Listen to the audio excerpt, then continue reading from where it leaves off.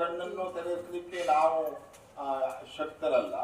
ಆದರೆ ನಮ್ಮ ಒಂದು ಬಾಲವತ್ ನಮ್ಮ ಭಾವನೆಗಳು ದೇವರ ಕಣ್ಣನ್ನ ಜೇನುತುಪ್ಪವನ್ನ ಚಿನ್ನದ ಕಡ್ಡಿಯಲ್ಲಿ ಬೆಳ್ಳಿಯ ತಟ್ಟೆಯ ಒಳಗೆ ಜೇನುತುಪ್ಪವನ್ನು ಇಟ್ಟು ಅದನ್ನ ಚಿನ್ನದ ಕಡ್ಡಿಯಿಂದ ದೇವರಿಗೆ ನೇತ್ರೋನ್ಮೀಲನವನ್ನ ಮಾಡಲಾಗ್ತದೆ.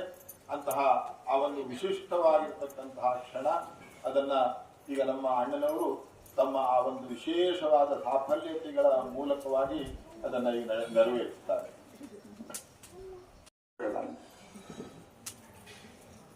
ಪರಮಾತ್ಮನನ್ನ ನಮ್ಮ ಭಾವನೆಗಳಿಂದ, ನಮ್ಮ ಆರಾಧನೆಗಳಿಂದ, ನಮ್ಮ ಆತ್ಮಜ್ಞಾನದಿಂದ, ನಮ್ಮ ಯಮನಯಮ ಆಸನ ಪ್ರಾಣಾಯಾಮ ಪ್ರತ್ಯಾಹಾರ ಧ್ಯಾನ ಧಾರಣ ಸಮಾಧಿ ಇತ್ಯಾದಿ ಅಷ್ಟಾಂಗ ಯೋಗ ನಿರತ ಹೃದಯದ ಸಂಪುಟವನ್ನು ಬಗೆದು ಅದರ ಮೂಲಕ ಸಹಸ್ರಾರವನ್ನು ತಲುಪಿ ತದನಂತರದಲ್ಲಿ ಆ ಪರಮಾತ್ಮನನ್ನ ನಾವು ನಮ್ಮೊಳಗೆ ಮಾಡಿಕೊಳ್ಳಲು ಬರುತ್ತದೆ.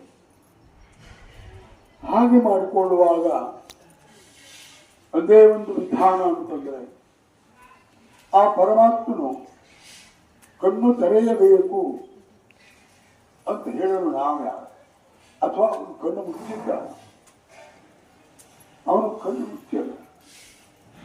ಅವನು ತಾನೇ ಮೊದಲು ಸಂಕಲ್ಪಿಸಿ ಈ ಒಂದು ಸೃಷ್ಟಿಗೆ ಅವನು ಆರಂಭ ಮಾಡಿದಾಗ ನಾವೆಲ್ಲ ಉತ್ಪನ್ನರಾದವು.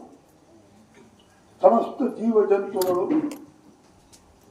ಮತ್ತು ಜಂಗಮವಾಗಿರತಕ್ಕಂತಹ ಔಷಧಗಳು, ಸ್ಥಾಪ್ಯವಾಗಿರತಕ್ಕಂತಹ ತರುಗುಲ್ಮ ವನಸ್ಪತಿಗಳು ಎಲ್ಲವೂ ಉಂಟಾದವು. ಆದರೆ ನಾವು ಪರಮಾತ್ಮನನ್ನ ನೋಡುವ ಕಣ್ಣು ಯಾವುದು? ಪರಮಾತ್ಮ ಕಣ್ಣು ಬಿಟ್ಟುಕೊಂಡೇ ಇದ್ದಾನೆ ಅಂತ ಅರ್ಥ. ಸ್ವಕಾಮಯತ ಬಹುಶ್ಯಾಂಪುಜಾಯೇ, ಅವನು ಬಯಸಿಯೇ ಈ ಸೃಷ್ಟಿಯನ್ನು ಮಾಡಿದ. ಬಯಸಿದ ಮಾಡಿದ ಈ ಸೃಷ್ಟಿಯಲ್ಲಿ ಉದಗಾದನೇಕಂ, ಅವನು ಮೊದಲು ಬಂದ.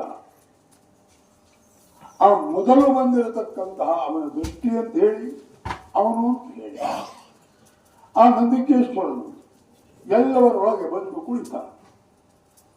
ಅಂದ ಮೇಲೆ ನಾವು ಭಗವಂತನ ಕಣ್ಣನ್ನು ತೆರೆಸುವುದು ಅಂದರೆ ಅದು ಒಂದು ಕ್ರಿಯೆ ಅಲ್ಲ.